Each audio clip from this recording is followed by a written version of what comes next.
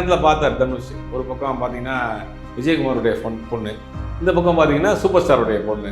ஐஸ்வர்யாவை marriage பண்ண பிறகு தான் தனுஷினுடைய வளர்ச்சி, பெரிய வளர்ச்சி. இன்னைக்கு நம்ம இவ்வளோ தூரம் வளர்ந்து நிற்கிறாருன்னா அவங்க ஆஃப்டர் மேரேஜ். தனுஷை பற்றி நிறைய சர்ச்சைகள் இருக்குது, நிறைய டிவோர்ஸ்க்கு தான் பின்னாடி இருக்கிறாருன்ற மாதிரியான சர்ச்சைகள்லாம் கூட போச்சு. திடீர்னு பார்த்தா ஐஸ்வர்யா மேரேஜ்ன்றது எல்லாருக்குமே ஷாக்காக இருந்துச்சு. ஹவுஸ் ஒய்ஃபாக இருக்கிற வரைக்கும் பிரச்சனை இல்லை. ஹவுஸ் ஒய்ஃபாக இருந்துட்டு படம் டைரக்ட் பண்ண வந்தாங்க இல்லையா, அப்போ இருந்தே அவங்களுக்குள்ள ஒரு சில விஷயங்கள் கருத்து வேறுபாடுகள் ஏற்பட்டே இருந்தது. இப்போ அந்த பிரச்சனையை சால்வ் பண்ணுறதுக்கு ஒரே ஆள் யார் அப்படின்னா கோர்ட்டு, உங்கள் அப்பா அம்மாவும் தாண்டி அந்த குழந்தைங்க தான்.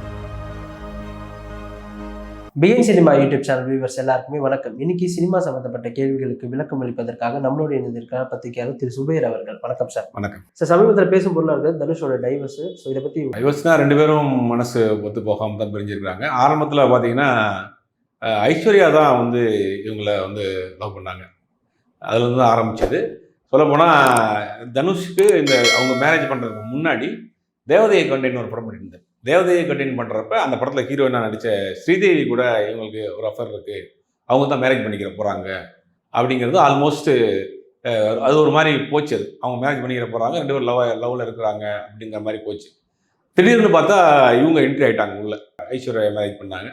மேரேஜ் பண்ணி அவங்க லைஃப் நல்லா தான் போயிட்டு இருந்தது. பார்த்தீங்கன்னா அது மேரேஜுக்கு பிறகு தான் தனுஷினுடைய வளர்ச்சியே அப்படின்னு சொல்லலாம். ஓப்பனாக சொல்லணும்னா ஐஸ்வர்யா மேரேஜ் பண்ண பிறகு தான் தனுஷினுடைய வளர்ச்சி, பெரிய வளர்ச்சி. இன்றைக்கி நம்ம இவ்வளோ தூரம் வளர்ந்து நிற்கிறாருன்னா அவங்க ஆஃப்டர் மேரேஜ். அதுக்கு முன்னாடி பண்ணிட்டு இருந்தார், சின்ன சின்ன படங்கள் பண்ணிட்டு இருந்தார். ஒரு பெரிய ஹிட்லாம் கொடுக்கல. அப்படிங்கும்போது இந்த படத்துக்கு பிறகு தான் அவருடைய லைஃப் கரியர் ஸ்டார்ட் ஆகுது. லவ் பண்ணுறாங்க, கல்யாணம் பண்ணாங்க, 2 குழந்தைய பற்றி ஸ்மூத்தாக தான் போயிட்டு இருந்துச்சு. இந்த படம் ஒன்று ஆரம்பித்தாங்களா 3, அப்போ அவங்க வந்து அது வரைக்கும் ஹவுஸ் ஒய்ஃபாக இருந்தவங்க வந்து வெளியில் வர்றப்பயே அந்த டைம்லேருந்தே அவங்களுக்குள்ள ஒரு சின்ன ஒரு பிரச்சனை போயிட்டே இருந்தது. அப்பப்போ அந்த ஃபேமிலிக்குள்ளே இருக்கவங்க கூப்பிட்டு காம்ப்ரமைஸ் பண்ண அப்படி சால்வ் பண்ணிட்டு இருந்தாங்க. அதுக்குள்ள ஒரு ஸ்டேஜுக்கு மேலே பெரிய ஒரு பிரேக் ஆகிட்டு தான் கோர்ட் வரைக்கும் போனாங்க. இப்போ வந்து மியூச்சுவலாகவே கோர்ட்டுக்கு ஆல்ரெடி டைவர்ஸ் பண்ணிட்டாங்க. இப்போ அதுக்கு பிறகு கோர்ட்டு டைவர்ஸ் பண்ண பிறகு அந்த 2-3 தடவை அந்த கவுன்சிலிங்லாம் அங்கே போய் அட்டன் பண்ணியிருக்காங்க போல். அதுக்கும் சரியில்லை. அப்புறம் இவரோட தனுஷுடைய அப்பா கஸ்தூரிராஜா, அவங்க ஃபேமிலி, ரஜினிகாந்த் அவருடைய ஃபேமிலி, இவங்க 2 பேர்த்துக்கும் மியூச்சுவலான ஒரு பெரிய ஆட்கள்லாம் வச்சு கூட இந்த விஷயங்களை பேசியிருக்கிறாங்க. பேசி எப்படியாவது சேர்த்து வச்சிடணும் அப்படின்னு. ஆனால் எதுவுமே பலன் கொடுக்கல. 2 பேரும் மியூச்சுவலாக இப்போ பிரிஞ்சிடலாங்கிற முடிவுக்கு வந்துட்டாங்க. ரஜினிகாந்துக்கு என்ன நினைக்கிறாரு அப்படின்னா, நீங்கள் வந்து தனியாக இருந்தாலும் கூட லீகலாக டைவர்ஸ் வாங்கிறாதீங்க, குழந்தைங்களுடைய லைஃப் போயிடும். ஏன்னா ஏதாவது நல்ல நாள், ஏதாவது தீபாவளி பொங்கல்னா கூட ஏதாவது சேர்ந்து இருந்துட்டு போகலாம். அந்த குழந்தைங்களுக்கு அந்த ஏக்கம் தெரியாது. நான் ஆல்மோஸ்ட் அந்த குழந்தை இங்கேயும் அங்கேயும் தான் மாறி தான் இருக்கிறாங்க 2 பசங்களும். அப்படிங்கும்போது அது ரொம்ப ஒரு குழந்தைங்களுக்கு ஒரு பெரிய மனப்பாதிப்பு ஏற்படுத்துகிறோம். அதனால் வேணாம், நீங்கள் உங்கள் வேலையை பாருங்கள், அவங்க வேலையை பார்க்கட்டும், டிவோர்ஸ் மட்டும் வேணாங்கிற மாதிரி ரஜினிகாந்த் ஃபீல் பண்ணுறாரு. ஆனால் 2 பேருமே பிடிவாதமாக இருக்கிறாங்க. இப்போ டைவர்ஸ் பண்ணணும் அப்படிங்கிறதுல 2 பேருமே பிடிவாதமாக இருக்கிறாங்க. 2 பேருமே தான் மியூச்சுவலாக போய் கேட்டிருக்காங்க கோர்ட்டில், என்னையும் பிடிச்சி விட்ருங்க, என்னையும் பிடிச்சி விட்ருங்கன்னு 2 பேருமே தான் கேட்டிருக்கிறாங்க. இப்போ கடைசியில் அது இந்த இடத்துல வந்து நிற்கிது. தனுஷ் ஆரம்பத்துலேருந்து அவர் சினிமா ஃபீல்டில் வந்ததுலேருந்து இப்போ வரைக்குமே நிறைய சர்ச்சைகளில் மாற்றாருங்களா சார்? தனுஷை பற்றி நிறைய சர்ச்சைகள் இருக்குது. நிறைய டிவோர்ஸ்க்கு தான் பின்னாடி இருக்கிறாருன்ற மாதிரியான சர்ச்சைகள்லாம் கூட போச்சு. அது எந்த அளவுக்கு உண்மைங்கிறது நமக்கு தெரியல. சிசுவாகவே போச்சு. அது தொடர்ந்து இந்த மாதிரியான ஃபேமிலி இஷ்யூவில் வந்து தனுஷ் பேர் தொடர்ந்து அடிபடுது. டிடியை பற்றி சொன்னாங்க, அமலாபால் சொன்னாங்க, அப்புறம் இன்னொரு ஒரு பெரிய சிங்கருடைய ஒய்ஃபு அது பிரச்சனைன்னு சொன்னாங்க. நிறைய தனுஷுடைய பேர் அடிபடுது. ஆனால் இதெல்லாம் அடிபடுதுன்னா இப்போ எத்தனையோ நடிகர்கள் இருக்காங்க, யாருக்குமே அந்த பேர் வரலையே. தனுஷ் பர்டிகுலராக பின் பாயிண்ட் பண்ணி சொல்கிறாங்க அப்படின்னா அதில் ஏதோ ஒரு சம்திங் ஏதோ ஒன்று இருந்திருக்கு போல். அந்த மாதிரி தான் வந்துட்டு இருக்கு. இப்போ கடைசியில் பார்த்தா அவருக்கே அந்த பிரச்சனை வந்துருச்சு. பல டைவர்ஸ்க்கு தனுஷ் தான் காரணம் அப்படிங்கிற மாதிரி செய்திகள் வந்துச்சு. ஆனால் இன்னைக்கு கடைசியில் பார்த்தா அவருக்கே அந்த லைஃப்பில் அந்த மாதிரி ஒரு சிக்கலில் வந்து நிற்கிறாரு. ஸ்ரீதேவி தான் தனுஷ் ஐஸ்வர்யா சேர்றதுக்கு காரணம் அப்படின்னு சொல்லிட்டு இருந்தாங்க. இல்லை இவங்க 2 பேரும் கல்யாணம் பண்ணிக்கிற போகிறாங்க, ஸ்ரீதேவியும் தனுஷ் கல்யாணம் பண்ணிக்கிற போகிறாங்க அப்படிங்கிறது தான் அந்த டைமில் பரவலாக எல்லா பத்திரிகைகளையும் எழுதுனது தான். 2 பேரும் லவ் பண்ணிட்டு இருக்காங்க, மேரேஜ் பண்ண போகிறாங்க அப்படின்னு. திடீர்னு பார்த்தா எல்லாரும் அதுதான் எதிர்பார்த்தாங்க. இவங்க 2 பேரும் மேரேஜ் பண்ணிக்கிற போகிறாங்கிறத எதிர்பார்த்தாங்க. பத்திரிகையிலையும் செய்தி தான் வந்துச்சு கிசு அந்த நேரங்களில். திடீர்னு பார்த்தா ஐஸ்வர்யா மேரேஜ்ன்றது எல்லாருக்குமே ஷாக்காக இருந்துச்சு. ஏன்னா ஐஸ்வர்யா வந்து அப்போ ஃபீல்டில் பெருசாக வெளியே ரஜினிகாந்த் பொண்ணுங்கிறது வெளியே யாருக்கும் தெரியாது. அந்த மேல் மட்டத்தில் இருக்கக்கூடிய அந்த பசங்களுக்கு பொண்ணுங்களுக்கு மட்டும் அவங்கள பற்றி தெரியும். அதை பற்றி தெரியாது. இன்னொரு நடிகரோடையும் அவங்க இணைத்து பேசப்பட்டாங்க. அவர் ஃபோன் பண்ண டேப்பெல்லாம் கூட போட்டாங்க. இந்த மாதிரி அந்த கல்யாணத்துக்கு பிறகு எல்லாம் வெளியே தெரிய ஆரம்பிச்சு. அது வரைக்கும் ஐஸ்வர்யா பற்றின எந்த டீட்டெயிலோ செய்தியோ பெருசாக வரல. ரஜினிகாந்தோடைய பொண்ணு அவ்வளோதான். ஆனால் அவங்க தனுஷை கல்யாணம் பண்ண போறாரு அப்படிங்கிற பிறகு தான் நிறைய செய்திகள் வந்து பத்திரிகைகள் எழுதினாங்க அந்த காலத்தில். பாரியா இந்த ஆளுக்கு வந்து வாழ்க்கையை பாரியா. அப்போ வந்து தனுஷ் வந்து பெரிய ஹீரோ கிடையாது, அப்போ அப்கமிங் ஹீரோ. அங்கே பார்த்தா ஒரு பெரிய சூப்பர் ஸ்டாருடைய பொண்ணு அப்படிங்கும்போது இவர் அதை டெக் பண்ணிட்டாரு. ஸ்ரீதேவியா ஐஸ்வர்யா வாங்குறப்ப ஐஸ்வர்யாவை டெக் பண்ணிட்டாரு. அப்படி தான் அவங்களுடைய ஸ்டார்டிங் போச்சு. அவங்களும் நல்லா தான் வச்சுருந்தாங்க. நிறையா வெற்றிகளுக்கு ரஜினிகாந்த் பக்கபலமாக இருந்தாருங்கிறது உண்மை. வெளியில் தெரியாட்டியும் கூட தனுஷினுடைய இவ்வளோ பெரிய வளர்ச்சிக்கு பின்னாடி ஒரு பெரிய பேக் போனான்றது ரஜினிகாந்த் தான். இந்த டிவோர்ஸ் எங்கே சார் தொடங்குச்சு? ஹவுஸ் ஒய்ஃபாக இருக்கிற வரைக்கும் பிரச்சனை இல்லை. ஹவுஸ் ஒய்ஃபாக இருந்துட்டு படம் டைரக்ட் பண்ண வந்தாங்க இல்லையா, அப்போ இருந்தே அவங்களுக்குள்ள ஒரு சில விஷயங்கள் கருத்து வேறுபாடுகள் ஏற்பட்டே இருந்திருக்கு. அது அப்படியே பெருசாக அப்படியே டெவலப் ஆகி இன்னைக்கு விரிசலாயிடுச்சு. 3 படத்தில் வந்து ரொம்ப நெருக்கமாக ஸ்ருதிஹாசனோட நடித்ததுனால தான் அவங்க வந்து இந்த டிவோர்ஸ்க்கே காரணமாச்சு, அங்கேருந்து தான் முதல்ல ஸ்டார்ட் ஆச்சு அப்படின்னு சொல்லப்படுது. இல்லை, அது படத்தில் வரக்கூடிய காட்சிகள் அதுக்காக வந்து நெருக்கமாக இருக்குங்கிறதுக்காக சொல்ல முடியாது. ஆல்ரெடி ஸ்ருதிஹாசனை பற்றி நிறையா செய்திகள்லாம் இருக்குது. அப்படிங்கும்போது அதெல்லாம் முடிச்சுட்டு தான் இந்த படத்துக்கே வந்தாங்க. இப்போ ஸ்கிரிப்ட் நீங்கள் எழுதுறப்ப வீட்டில் உட்காந்து 2 பேர் டிஸ்கஸ் பண்ணி தானே எழுதியிருப்பாங்க. அப்படிங்கும்போது ஸ்பாட்டில் போயிட்டு அதுக்கு அப்புறம் தான் நம்ம பார்க்க போகிறோம். 3வது ஸ்கிரிப்டை வீட்டில் எழுத போகிறாங்க, அதை ஷூட் பண்ண போகிறாங்க. அப்புறம் அந்த ப்ராசஸ்லாம் முடிஞ்சு 3வது தான் நம்ம பார்க்க போகிறோம். அப்படிங்கிறது ஃபஸ்ட்டு ஸ்கிரிப்ட் பண்ணுறப்ப 2 பேர் தான் உட்காந்து பேசியிருப்பாங்க. அப்போ அதெல்லாம் அது ஒரு காரணம்லாம் கிடையாது. அந்த படம் வெளியில் வந்த பிறகு அவங்க ஒரு டைரக்டர் ஆகிட்டாங்க, அவங்க பிஸி ஆகிட்டாங்க. அவங்க வந்து காலையில் அவங்களும் வேலைக்கு ஷூட்டிங் போகிறாங்க, டிஸ்கஷன் போகிறாங்க, அவங்கள ஒரு பக்கம் பிஸி ஆகிறாங்க, இவரு ஒரு பக்கம் பிஸி ஆகிறாரு.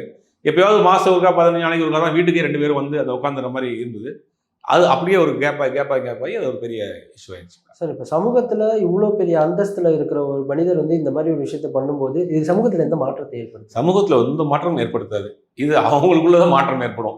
ஒன்று இவர் வேற ஒரு மேரேஜ் பண்ணுவார், இல்லாட்டி அவங்க ஒரு வேற மேரேஜ் பண்ண போகிறாங்க. இந்த மாற்றம் தான் ஏற்படக்கூடிய சமுதாயத்திற்கு சமூகத்துக்கு இதனால எந்த விதமான நன்மையோ தீமையோலாம் கிடையாது. இது பல பணக்கார வீட்டுகளில் இன்னைக்கு கேஷுவலாக நடக்குது. பணக்கார வீடு மட்டும் கிடையாது, இன்னைக்கு டிவோர்ஸுங்கிறது வந்து மிகப்பெரிய அளவில் இன்னைக்கு சென்னையில் கோர்ட்டில் போய் பார்த்தீங்கன்னு வச்சுங்க, அந்த குடும்ப நல கோர்ட்டில் வந்து மெயினாக வந்து டிவோர்ஸ் கேஸ் தான் நிறைய நிற்கிறாங்க. பெரிய கியூவே நிற்கிது. அப்படி என்னென்னா அது வந்து லவ் பண்ணுறப்ப என்ன பண்ணுறாங்க அப்படின்னா, அவர் மேலே இருக்கக்கூடிய ஒரு குறைகளை வந்து சொல்கிறதில்ல, இவங்க மேலே இருக்க குறைகளையும் இவங்க சொல்கிறதில்ல, மறைச்சே இருப்பாங்க. அது கல்யாணம் பண்ண பிறகு அந்த குறைகள்லாம் தெரிய ஆரம்பிக்கிறப்போ நம்ம ஏமாந்துட்டோமோன்னு 2 பேருக்குமே அந்த ஒரு ஃபீலிங் வந்துடும். அப்போ நம்ம லவ் பண்ணி ஏமாந்துட்டோம் அப்படின்னு அந்த ஒரு தாட் 2 பேருக்குமே வந்துடும். சின்ன குறைகள் கூட லவ் பண்ணுறப்ப பெருசாக எடுத்துக்கிற மாட்டாங்க. அது கல்யாணம் ஆகி அது வந்து லைஃப் அவங்க கொண்டு போகிறப்ப அந்த குறைகள்லாம் பெரிய விஷயமா கண்ணுக்கு தெரியும். அது வந்து நம்ம ஏமாந்துட்டோமோங்கிற மாதிரியான ஒரு தாக்கம் வரும். அது அப்படியே இதாகி கடைசியில் டிவோர்ஸில் ஆகிடுது. இது ஒரு தவறான உதாரணமாக இருக்க முடியாது. அது நம்ம குடும்ப அமைப்புகளே மாறி போச்சு. இன்றைக்கி முதல்ல ஒரு குடும்பம்னா வந்து அந்த வீட்டில் பார்த்தீங்கன்னா சித்தப்பா, பெரியப்பா, மாமா, ஒரு பெரிய ஜாயின்ட் ஃபேமிலியாக இருப்போம். சின்ன சண்டைகள் வர்றப்ப கூட அவங்களே பேசி உடனே சரி பண்ணிடுவாங்க. இன்றைக்கி தனியாகிட்டோம் இல்லையா? ஒரு வீட்டில் பார்த்தீங்கன்னா ஹஸ்பண்ட் அண்ட் ஒய்ஃபு ஒரு குழந்தை 2 குழந்தை இருக்காங்க. சண்டை போட்டாலும் இவங்க தான் போடணும், பிரியதாக தான் இவங்க தான் பிரிஞ்சுக்கணும். இந்த 3வது ஆள் உள்ளே வர முடியாத அளவுக்கு நம்மளுடைய குடும்ப உறவு முறைகள்லாம் மாறி போச்சு. இப்போ நம்ம குழந்தைகளுக்கு நம்ம தாத்தா பாட்டி யாருன்றது கூட தெரியாது. தாத்தாவோட தாத்தா யாருன்னு கூட தெரியாது. அங்கிள்னு ஜென்ரலாக வந்து சித்தப்பாவும் மாமாவும் எல்லாரையும் ஜென்ரலாக அங்கிள்னு சொல்லி முடிச்சிடறோம். அந்த அங்கிள்ன்ற சித்தப்பாங்கிற உறவு முறைக்கு என்ன அர்த்தம் தெரியல, மாமாவுக்கு ஒரு உறவு முறைக்கு, தாய் மாமாங்கிற உறவு முறைக்கு அர்த்தம் என்னன்னு தெரியல. அந்த குழந்தைகளுக்கு சொல்லலை. பல குழந்தைகளுக்கு நெல் எப்படி விளையிருந்து கூட சிட்டியில் இருக்க குழந்தைகளுக்கு தெரியாது. அப்படி நம்ம வாழ்வியல் முறையே மொத்தமாக மாறி போயிடுச்சு, குடும்ப அமைப்புகளே மாறி போயிடுச்சு. சமூக வலைத்தளங்கள் ஒரு பெரிய அளவில் பங்கு வழி. இந்த டைவர்ஸ்க்கு முக்கியமான காரணங்கள் பல இடங்களில் வந்து சமூக வலைத்தளங்களுடைய பங்கு பெருசாக இருக்குது. இதெல்லாம் அப்படியே சேர்ந்து இன்றைக்கி ஒரு பெரிய இடங்கள் இல்லை, பெரிய இடத்துல இருந்து சாதாரண கீழ்மட்டத்து வரைக்கும் இன்றைக்கி டைவர்ஸுங்கிறது சர்வ சாதாரணமாக போகுது. இதெல்லாம் நம்ம தெரிஞ்சுக்கிறோம் அப்படின்னா ஒரு நாள் சென்னையில் இருக்க கோர்ட்டில் போய் பார்த்தா போதும். குடும்ப நல கோர்ட்டில் என்ன மாதிரியான கேஸஸ் வருது, முடிஞ்ச அளவுக்கு நீங்கள் ஒரு டைவர்ஸ் கேஸ் அப்ளை பண்ண உடனே கொடுத்துட மாட்டாங்க. அது வந்து ஒரு குறைஞ்சபட்சம் கோர்ட்டில் என்ன பண்ணுவாங்கன்னா ஒரு 5-6 சிட்டிங் வர சொல்லி 2 பேரையும் கவுன்சிலிங் கொடுப்பாங்க. கவுன்சிலரை வச்சு கவுன்சிலிங் கொடுத்து அவங்க எப்படியாவது மேக்ஸிமம் சேர்த்து வைக்க தான் பார்ப்பாங்க. ஒரு ஸ்டேஜுக்கு மேலே அந்த கவுன்சிலிங் கொடுக்குறதும் அவங்களால எடுத்துக்கிற முடியலன்றப்போ தான் ஃபைனல் ஸ்டேஜில் அவங்க டைவர்ஸ் கொடுத்துருவாங்க. நீங்கள் சண்டை போட்டே இருக்கிறது பேசாமல் போயிருங்க அப்படிங்கிற மாதிரி கொடுப்பாங்க. இது நம்ம குடும்ப கட்டமைப்புகள், குடும்ப உறவு முறைகள்லாம் மாறி போச்சு. அதுதான் ஒரு முக்கிய காரணம். தனுஷ் வளர்ச்சிக்கு ரஜினி அவர்கள் பெரிய முக்கிய பங்கு வகிச்சிருக்காருன்னு சொன்னீங்க. அப்போ தனுஷ் அவருடைய நன்றியை மறந்துட்டாருங்களா? பக்கபலமாக இருந்தார் அப்படின்னா நீங்கள் ரஜினியுடைய மருமகன் அப்படிங்கிற ஒரு அடையாளம் இருக்குது. அப்போ நிறைய சின்ன பிரச்சனைகளாக அவர் டேட்டா சீட்ட முடியாது. இப்போ ஒரு ஃபினான்ஷியர் கூட அவங்க அப்பா பணம் வாங்கியிருந்தாரு, ரஜினியுடைய மாமனாருங்கிற மாதிரியான ஒரு செய்திகள்லாம் அவர் போச்சு. தனுஷுடைய அப்பா பணம் வாங்கிட்டாரு அப்படின்ற மாதிரி அப்புறம் கூட காம்ப்ரமைஸ் பண்ணி முடிச்சிட்டாங்க. அப்போ அது ரஜினிகாந்துங்கிற ஒரு பெரிய ஆடம்பரம் இருக்கு இல்லையா, அதனுடைய நிழல் வந்து இங்கே அடிச்சுட்டே இருந்துச்சு, தனுஷ்க்கு காப்பாற்றிக்கிட்டே இருந்துச்சு. ஆனால் ரஜினிகாந்த் நேரடியாக இறங்கி போய் ஒரு பட வாய்ப்புகள் வாங்கி கொடுக்கல, தனுஷுக்காக ரெக்கமெண்ட் பண்ணல, அதெல்லாம் கிடையாது.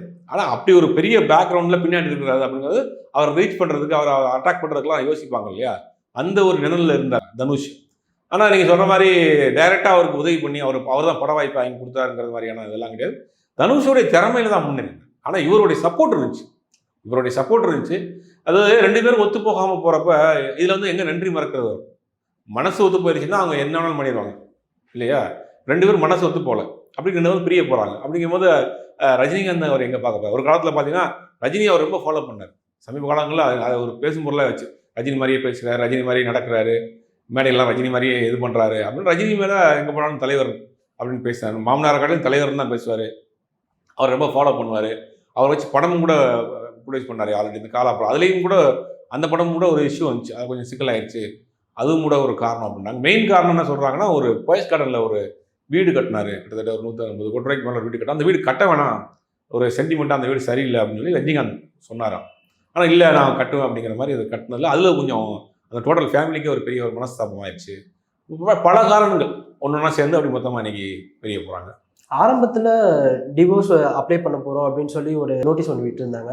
அதுக்கப்புறம் 2 பேரும் ஒன்றா தானே சார் இருந்தாங்க? ஒன்றும் இல்லை, தனித்தனியாக தான் இருந்தாங்க. தனுஷ் தனியாக இருந்தார், ஐஸ்வர்யா தனியாக இருந்தாங்க. இந்த குழந்தைங்க அவங்க வீட்டில் இருந்தாங்க. எப்பயாவது ஃபங்க்ஷனுக்கு வரப்போ கூப்பிட்டுருவார் தனுஷ். அது அந்த ரேஞ்சில் தான் இருந்துச்சு.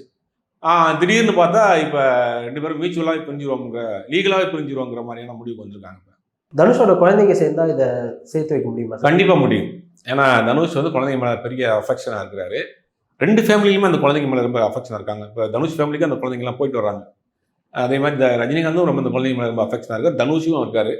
இப்போ அந்த பிரச்சனையை சால்வ் பண்ணுறதுக்கு ஒரே ஆள் யார் அப்படின்னா, கோர்ட்டு உங்கள் அப்பா அம்மாவெல்லாம் தாண்டி அந்த குழந்தைங்க தான். இந்த 2 குழந்தைகளும் 2 அப்பா அம்மாட்ட நீங்கள் எங்களுக்கு வேணும், நீங்கள் எங்கள் கூட இருக்கணும் அப்படின்னு சொல்லி அவங்க ஸ்ட்ராங்காக நின்றுட்டாங்கன்னா ஈஸியாக வந்து அவங்க டைவர்ஸ் வாங்க முடியாது, கோர்ட்லேயே வாங்க முடியாது. 2 பேரும் 18 வயசுக்கு மேலே ஆனால் தான் அவங்க வந்து அந்த மாதிரி வாங்க முடியும். இல்லைன்னா சட்ட ரீதியாக வந்து நிறைய ஆப்ஷன்கள் இருக்குது. இருந்தாலும் கூட இவங்க ஸ்ட்ராங்காக இருந்தால் கூட கோர்ட்டில் கொடுக்கறதுக்கு வாய்ப்பு இல்லை. எங்கள் அப்பா அம்மா எங்களோட தான் இருக்கணும் அப்படின்னு 2 பேருமே ஸ்ட்ராங்காக கேட்டாங்கன்னா, இவங்க மனசு மாட்டாங்கன்னா பண்ணலாம். அதை இந்த குழந்தைங்கனால தான் இந்த டைவர்ஸை நிப்பாட்ட முடியும். இன்னைக்கு சினிமா சம்மந்தப்பட்ட பல்வேறு கேள்விகளுக்கு ரொம்ப அருமையான விளக்கம் கொடுத்தீங்க சார், நன்றி. இந்த வீடியோ உங்களுக்கு பிடிச்சிருந்தா லைக், கமெண்ட், ஷேர் பண்ணிக்கோங்க. இதே போன்ற வீடியோக்களை தொடர்ந்து பார்க்க பிகின் சினிமா யூடியூப் சேனலை சப்ஸ்கிரைப் பண்ணிக்கோங்க.